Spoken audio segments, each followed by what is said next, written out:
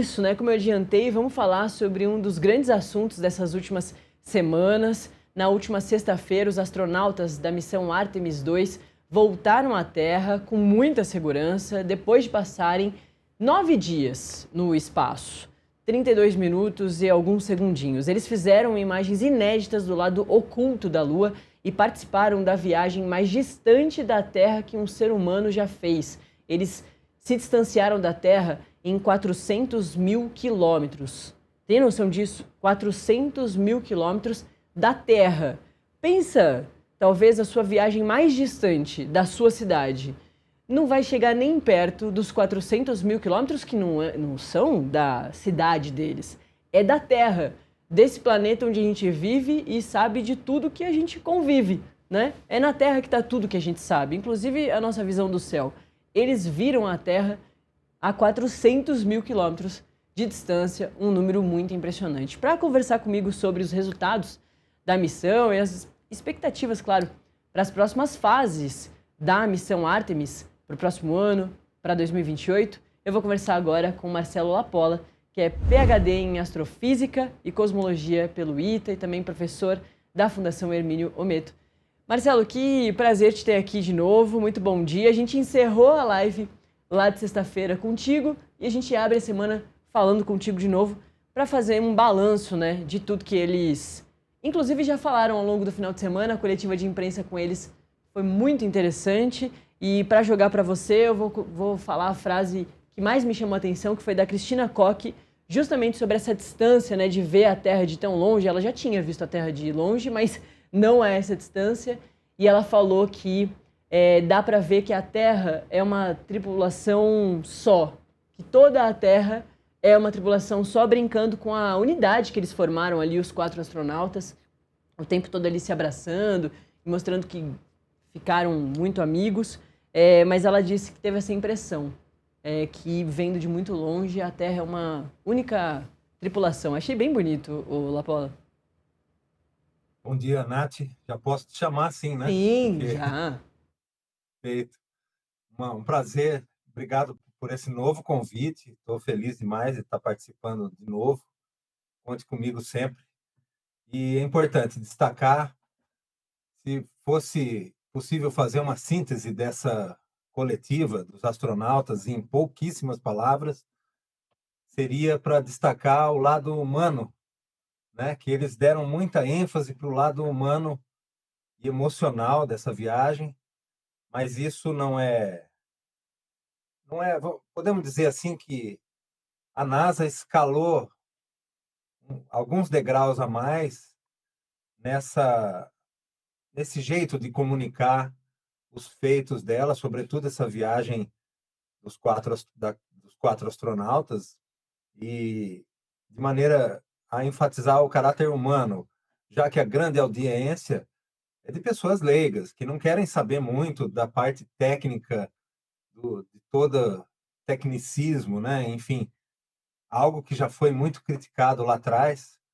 E aí você muito bem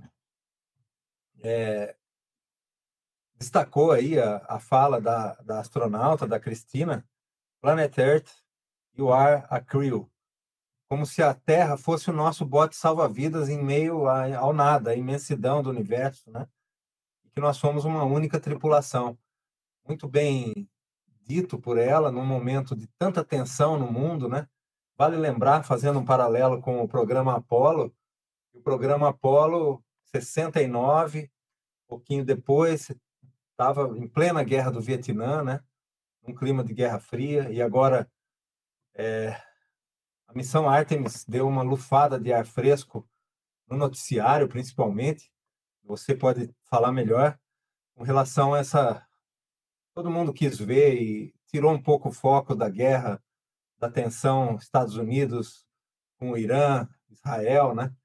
Então, acho que foi muito bem colocada a ideia dela, no sentido de que a Terra é a nossa casa, nossa única casa, frágil, que precisa ser cuidada, né? Isso, e manter essa unidade, né? As pessoas precisam se cuidar melhor também e cuidar dessa casa extraordinária que é o planeta Terra, né? Que continua sendo muito incrível, mesmo a gente prestes a colonizar a Lua, né, que é parte da missão Artemis, né, do interesse da missão Artemis. Enquanto a gente conversa aqui, Lapola, vale a gente reforçar para quem de repente não assistiu, não sabe direitinho o que está acontecendo aqui do nosso lado, são as imagens recuperadas que a gente mostrou ao vivo aqui em tempo real, lá na sexta-feira, do resgate emocionante desses 4 astronautas que foram e voltaram da Lua. Lapola, acho que é interessante da gente falar sobre a missão Artemis 2, que começa lá na outra quarta-feira, com muita gente falando assim, mas por que eu vou acompanhar? Eles não vão nem pousar na Lua, não vão pisar na Lua, como fizeram já, o ser humano já fez lá no final da década de 60, no comecinho da década de 70, com diversas missões. Por que é importante de eu ficar observando se é isso, não vão pisar, não vão fazer nenhum tipo de pesquisa pisando na Lua? Então, acho que é importante de ouvir de ti a importância da Artemis 2 e também o restante. Quando que os Estados Unidos se planejam e quando planejam pisar realmente na Lua? Por que querem pisar na Lua? E aí eu acho que também é importante de falar do outro lado. Qual é o outro país que também está com esses interesses? Que é a China. A China chega antes na face oculta da Lua, mas com um robô.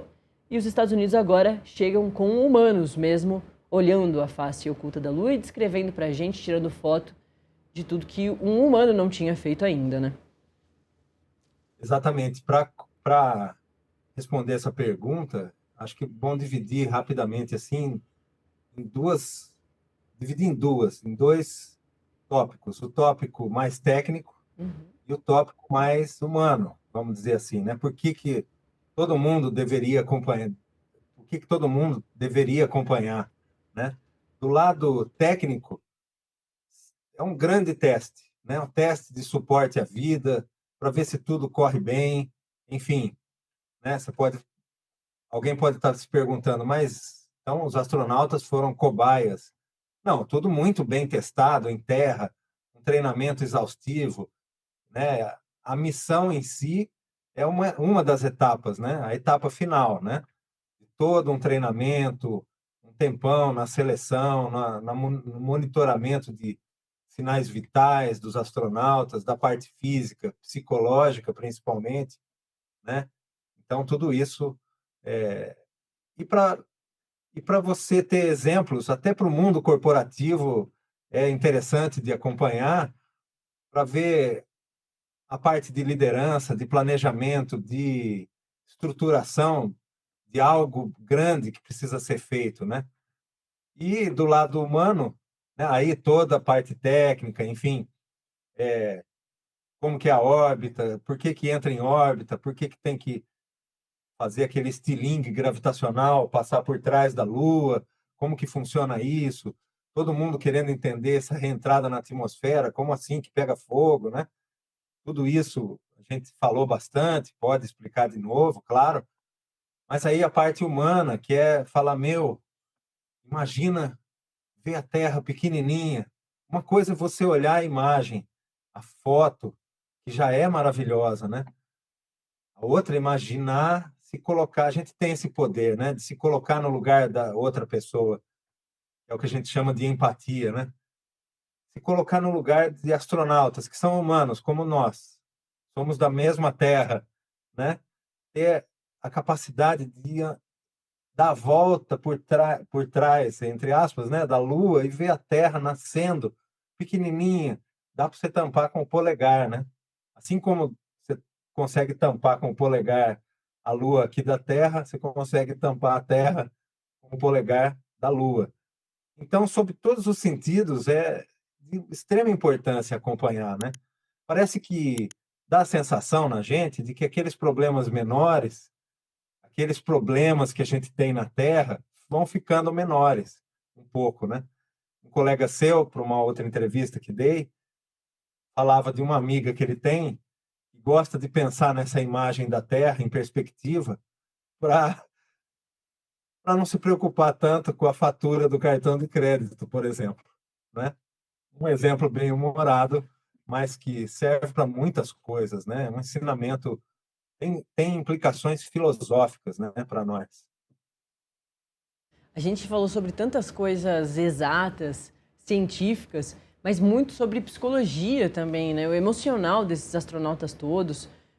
Eu não conhecia, eu descobri o Overview Effect, que é esse efeito que todo astronauta volta, mais forte ou mais fraco, sob o efeito disso, que é de basicamente olhar a Terra de tão distante, que é esse planeta de onde, né, sai tudo que a gente sabe, todo o nosso conhecimento, tem tudo que a gente vive, ver esse planeta Terra sem as divisões dos países, dos continentes, como a gente vê nos atlas, nas imagens, e que isso mexe completamente com a cabeça do astronauta, mas muito sob esse ponto de vista que você trouxe agora, né?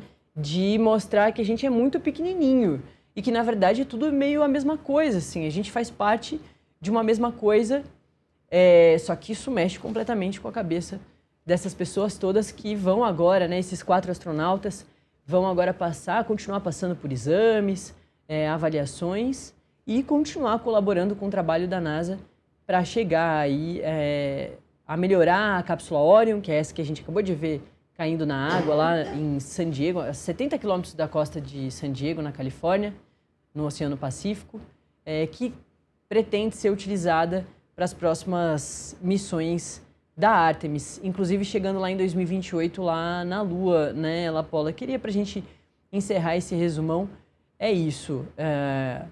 Quais são esses desejos dos Estados Unidos, e não só dos Estados Unidos, mas de vários países, inclusive do Brasil, junto nessa missão de colonização mesmo da Lua? Acho que a gente pode já utilizar esse termo, né, o Lapola?